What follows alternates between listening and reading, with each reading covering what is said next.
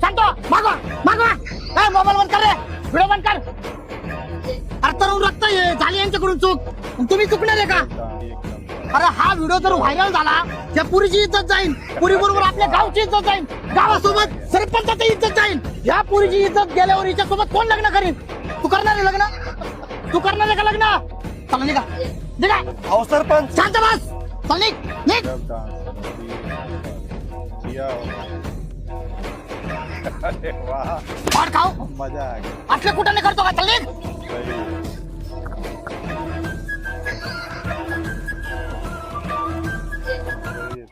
Surekhabai